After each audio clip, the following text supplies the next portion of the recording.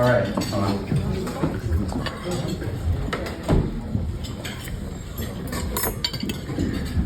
Hi, hi, hi, hi, hi, hi, hi, hi, hi, hi, hi, hi, hi, hi, hi, hi, hi, hi, hi, hi. So I'm gonna kick things off here, but for whatever time we have available, encourage folks to share a story, share a thought, share a memory. But I'll start with some thoughts. I'm Jonathan Morin. I'm Michael's son. Michael was Simeon's eldest son. But is it? I don't know. Try to keep it short, maybe a little fun. I partly say that after unexpectedly breaking down in tears saying goodbye to him last weekend. But otherwise, honestly knowing that, especially today, knowing he lived such an amazing life, long, amazing life. And especially today seeing, I think, if he saw all his family filling up those pews in front, I know he was looking down and smiling hard at all that. And to me, that's something to celebrate. But anyway, so I don't know how many of you know this, but in his later adult life, Grandpa had a dog. Yes. He spent a lot of time with this dog, playing cribbage, playing cribbage. Yes. It was a computer dog. It was a dog in the computer. He was playing cribbage with it. We would come over, and this was also partly when he was teaching me cribbage. This is true. He would show me how they were playing, but sometimes he wasn't sitting in front of the computer, and he would just say, "The dog beat me today," or "I beat the dog today." And that dry sense of humor, that dry tone he had, knowing, it was kind of funny, but personifying the dog, as if it was a friend, as if it was a family member, as if, he needed another one. He had so many in his life, so many people that shared stories. Probably also shared stories with that dog. He probably shared how he beat up the whole class all by himself when he was young. Because the rest of the class was mocking another student who had a goiter, like a lump in their throat. Anyone else Google goiter, by the way? I did this. Yes. I had this image in my head. I'm like, just to make sure it's right. Don't Google it if you don't have to. Probably told stories of, how he helped take care of his family when he was younger, when his father passed so early. Probably told wild stories of various projects he did with the steel company. By the way, I don't know if folks saw it, but sure would have made him proud to see the flag at half-mast over at Morin Construction Company down the street. Yep. Might have told a story about, I just heard this week, maybe I heard it before, smashing pretzels while they were lying on the ground. Anybody know that one? Heard that? It sounded like something to be embarrassed of, but I guess we were looking at ground the other day, and she said, they were having a lot of fun. I'll save that for somebody else, the rest of it.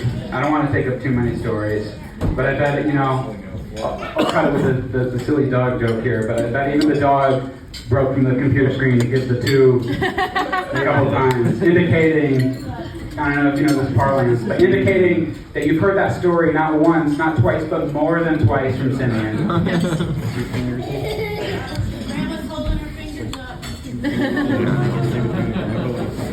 When I was 13 or 14, he took us, my family, to see his old potato farm in Maine that he grew up on. Yeah.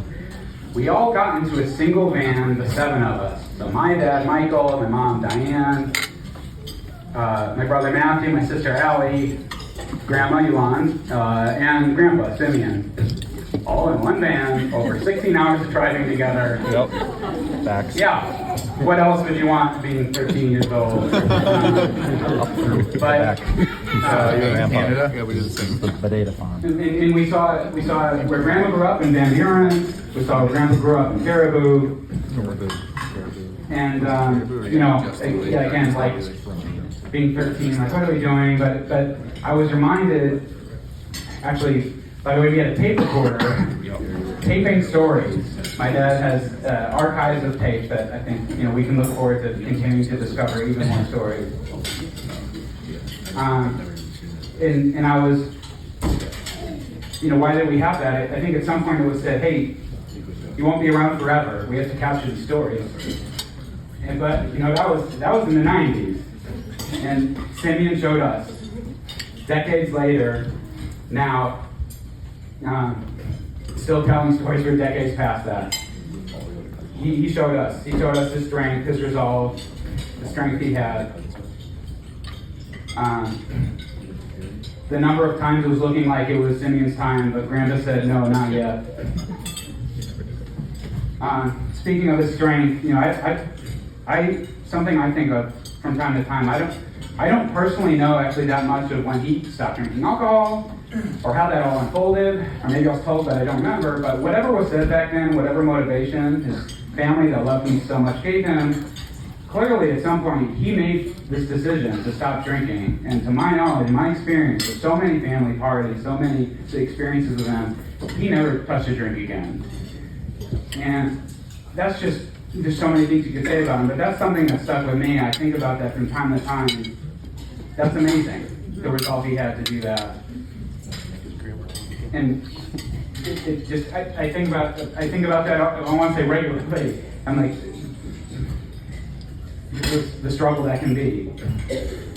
But maybe that's just how much he loved Grandma and how much he loved his family. Because, you know, he really did love his family, as Lisa was saying. At Christmas, he would stand up and tell us how proud he was, often coming to tears, of his crops, as he would say. I think even then he would say he was more proud of these crops than of his potato crops back in the day. And it's not even a question to me that he enjoyed spending time with us, like he was the highlight of his life. I felt so personally. He taught me cribbage, as I mentioned. He taught me how to make baked beans. He sold me my first car for $800, the old 88 Buick LeSabre, which I honestly loved, and loved each of those things. Each of them more special because of it, the connection I had through those with Grandpa. And also for all his endless storytelling, you know, sometimes talking more than listening, sometimes. There were those times where he was listening and genuinely caring so much about his family. I can hear him just now. I was thinking about it all week. I could always count on him to ask me, when I came over, open-ended questions about my life in the midst of those stories. Like, how's work going? Which may sound like a throwaway question, but for Simeon, like also Lisa put so well, how important work was to his life. It's like him saying, tell me about your life. Because he wanted to know.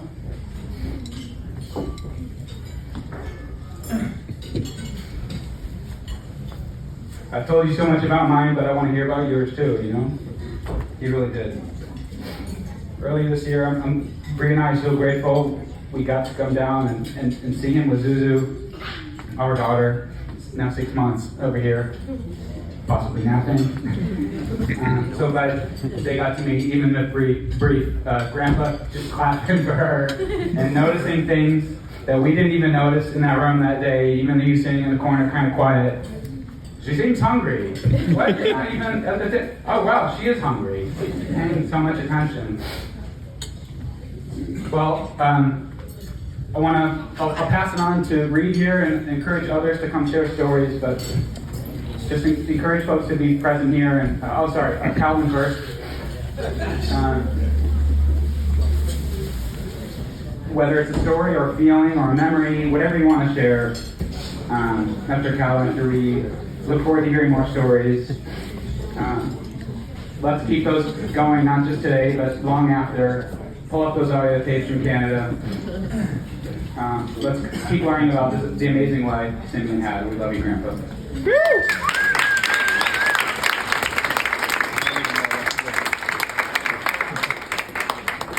This is Greg, and I am one of Grandpa Morin's 15 grandchildren.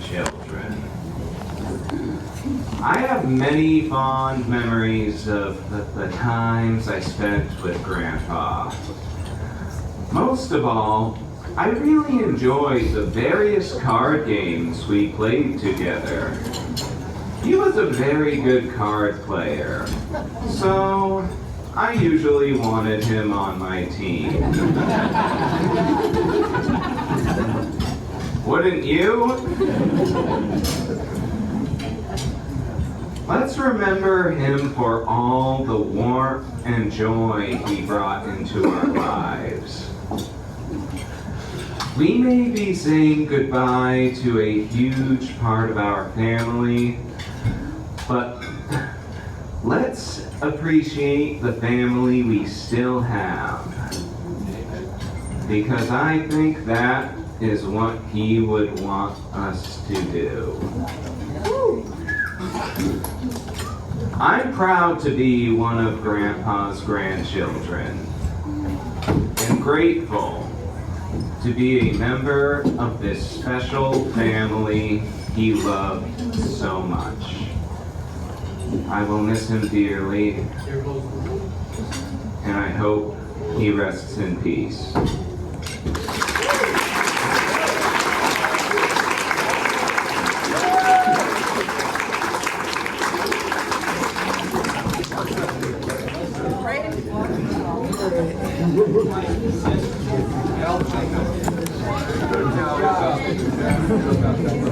Alright, that was awesome, Calvin. It's going to be a tough act to follow. Alright, my name is Morin. I was also one of Simeon and Morin's grandchildren. It was an absolute honor. Yeah, they, everybody's had so many nice things to say. I've told everybody, they just don't make them like him anymore, and that's not verbatim. He is one of his own kind, and I think that'll probably be the last of the dying breed. But I would be remiss if I didn't take the opportunity to reflect on the most incredible life I have ever witnessed. And I'll say that again, because I don't believe I'll ever be able to say it again while remaining honest. My grandfather, Simeon J. Morin, was a one-of-one individual who lived the most extraordinary life I have ever seen firsthand. I may not have seen everything, but others have filled in the missing pieces, and the picture is clear. My grandfather was the American dream. A French-Canadian who watched his father pass away at the age of 10 years old, and immediately following his father's death, he picked himself up from his bootstraps and took care of the family farm and was the man of the house. Supporting a family at this age in the midst of grief seems almost impossible, but it wasn't for him. A perfect example of how pressure creates diamonds, and boy did he shine. But what made Simeon Morin a legend, though? It was the way he carried himself, how he practiced his faith, and how he treated his family and friends. He was always optimistic and a glass half full kind of guy. How else would you survive cancer twice? And Lisa said 3 times, and that might be true. All the more credit to him. A couple strokes, a couple heart attacks, quadruple bypass, chopped his fingers off and sewed them back on. And the list goes on. And even after all of that, up until the day he died, he kept saying, I'm going to make it to 100 years old. And it was his goal, and he determined to fight for it, like he did everything else. But maybe the most impressive characteristic of my grandfather was his commitment to whatever it is that he did. But most importantly, he married the most amazing grandmother for 67 years and loved her as much.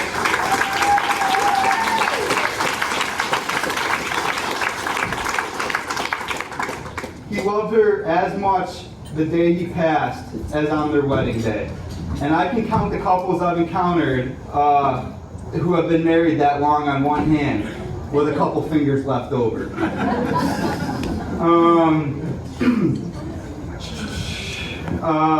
And that in itself is just incredible. In fact, it's unheard of in this day and age. And another amazing trait my grandfather possessed was his generosity. He frequently invited dozens of family and friends to the beautiful homes on Oak Ridge Road in Wilmington, Vermont. He embraced being around loved ones whenever possible, and even though I've never experienced the Vermont home, I'll have enough stories to last a lifetime. One of them being from my Uncle Tony. And we've covered a lot of the things I've said today, but I gotta say it anyway. He told me that more times than not, there wasn't enough sleeping space for everyone, so we'd find themselves sleeping toe to toe in the closet with someone else. And it changed weekend to weekend. All right. And even though that wasn't my grandfather's story, I will surely miss all the ones that he did tell. Sometimes he was repetitive, but trust me, his stories were never boring. And even though there are so many great stories, every day was not sunshine and rainbows for my grandfather. When things got tough, he turned to his faith in God. He told my father and I, when things weren't going right, that he would go to church and pray, and everything would always work out. To this day, I take his advice and communicate with God daily to work on a relationship. It's not a perfect one, but it's a work in progress. I could talk for hours about how great my grandfather was, but it's time to say, and I'll see you later. And God willing, I'll see you soon, buddy. I love you more than you know, and I appreciate everything you've done for me and my family. And in the famous words of Babe Ruth, heroes get remembered, but legends never die. I love you, Grandpa.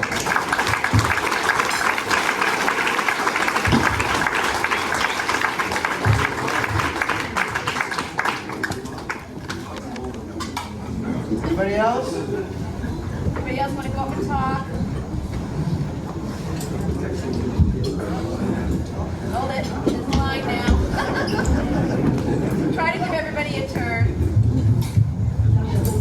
Hi, everybody. My name is Edgar Morin, and my father's name was Edgar Morin. And he was one of the oldest of the Morin brothers. And I'm the oldest of the grandchildren. I want to share one story about my Uncle Simeon. That took place when he was very young. And this is on the farm in northern Maine. Well, my grandfather died, and he left a whole house full of children. So he came to a point where he just couldn't work or do anything. So Simeon and Delano got together, and they started talking amongst each other. Now, Grandpa had a team of horses, and they managed to harrow the land.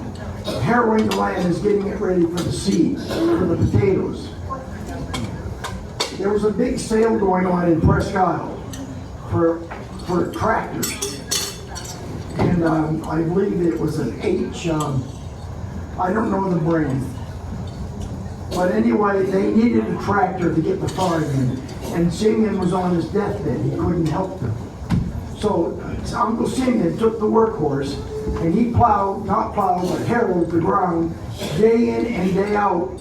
He would fall asleep on the horse because he was afraid a bear would come out of the woods and eat him. So came home. Now they turned to the neighbors. Everybody was putting their potatoes in. So what happened was, they couldn't get the potatoes into the ground unless they had a tractor. So Delano says, Simeon, he says, there's a big sale at the tractor dealers in Presque Isle, and they're giving free demos on it. So Simeon says, do you think we can borrow one? He said, no, but we can take one out, a new one, and try it. So they went to Presque Isle, and sure enough, the guy said, you can borrow one of my tractors. They put potatoes in day and day out. For 3 days, they had the tractor. They got their crop in. When it was done, they put the tractor back on the wagon, took it back to Presque Isle and said, there was something about it we just didn't like. So that was the story about how Simeon and Delano got together and saved the family and put the crop in. There was like 10 of them still at home.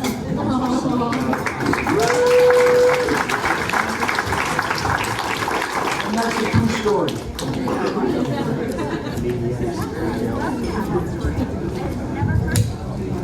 Hi, my name is Ken Levesque. I am Milan's brother, Simeon's brother-in-law. And I'm not sure if any of you know this, but it was Simeon that brought our family from Maine to Connecticut. And I'll never forget the first time I left Maine was in the truck with Simeon driving and my brother Bob next to me hauling some furniture down to Connecticut. And all I kept saying is, how much longer? How much longer? When are we going to get there? When are we going to get there?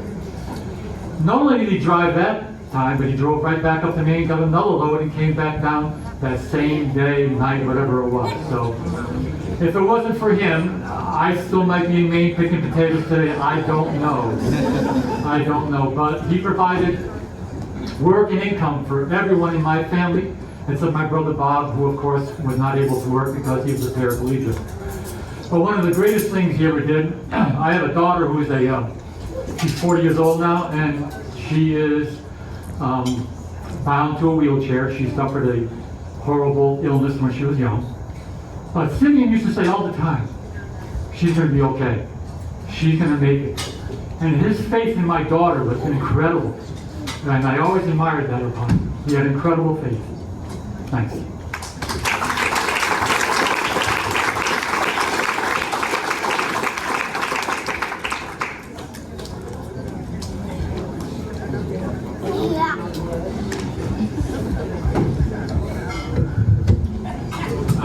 My name is John, and I'm Milan's brother. And he's the first one, Ken. I wasn't really prepared to do this. I need a few days to write this out, but I talked to Lisa yesterday. Oh, we're going to go put Mike. I said, well, I'm going to wing this. Make this short and brief. As one of them had said earlier about Simeon quitting drinking, and he did. But I was drinking a lot. I'm sorry about that. I used to drink. I was an alcoholic, active, and I'd go over to Simeon's house and to visit him in Milan. He'd sit down and look at me and say, you know, John, some people learn when they're 20 years old, some people learn when they're 30 years old, and some learn at 50. And then there's some that never learn.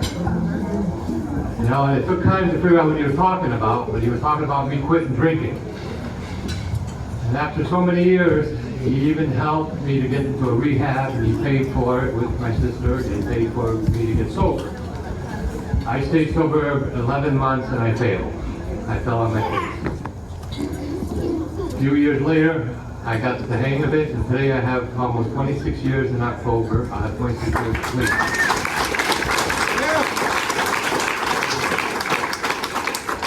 Simeon told me about his last drink was a glass of whiskey. I'm going to lose this here. He said to me, you know, he says, I quit drinking. I think he said he was like 40-something years old when he stopped. I can't remember the age. But I said, yeah, but wait a minute, I beat you because I quit when I was 37. That was just one little story that kind of brings back memories. And then I bought a car one time, and when I bought it, it had a frame of the car was bent. And I drove it over there. He said, well, he said, you know, you ought to fix that. I said, I don't know what to do. I don't have money to fix it. Well, come on. He said, we're going to go outside. We're going to fix that car. Steel iron worker, frame iron, right? Frame. And he took these vice grips and clamps, and he started to bolt them down, and he started to bring the frame down on the car and straighten it out for me. These are the things that Simeon did. Simeon, I love that man to this day, and I always will. And I'm going to miss him a lot, and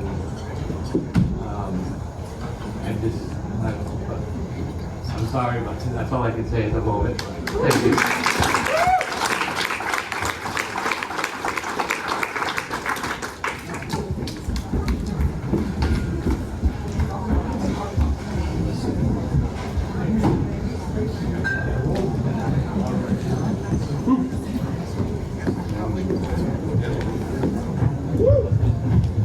I hope I can do this.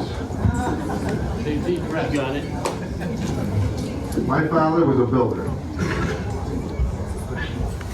He built a family, All you folks are here. You all know him. And he built a business that will live on forever. Him and his brothers. It took the whole family. But I always thought that my father was the leader of the band. And I want to leave you today with this song that I've been listening to for the last couple of years. And it's called The Leader of the Band. And it is very true of how my father ran his life. So bear with me.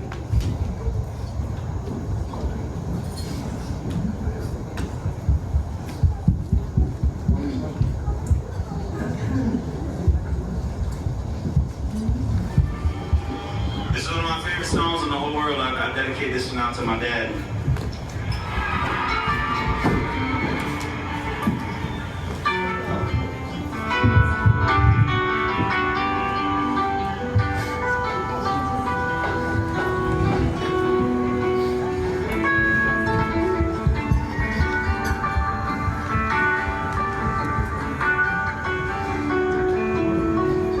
Only child alone and wild, he's a cattle maker's son. His hands are meant for different work, but his heart was only gone. He left his home and went his home in solitary way. And he gave to me a gift I know I never can repay.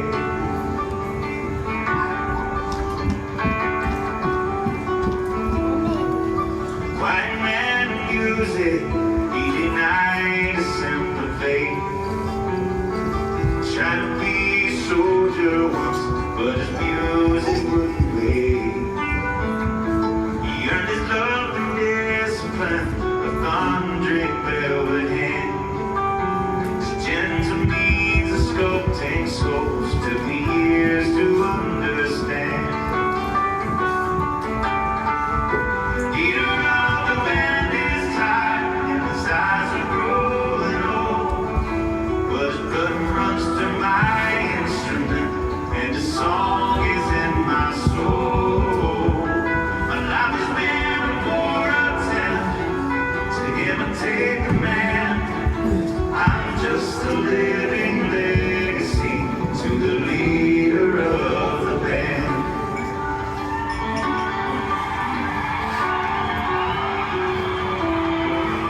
Brothers' lives were different, oh, they heard another call.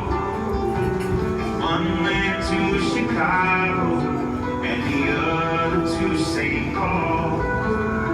But I'm in Colorado, when I'm not in some hotel, living out this life I chose and come to know so well. Leader of the band is tired,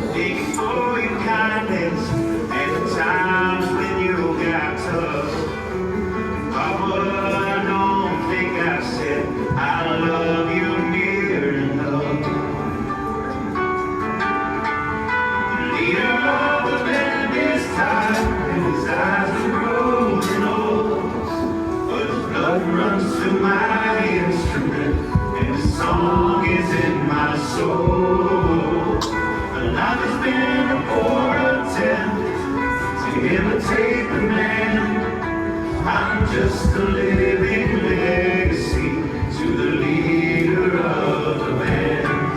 I am a living legacy to the leader of the band.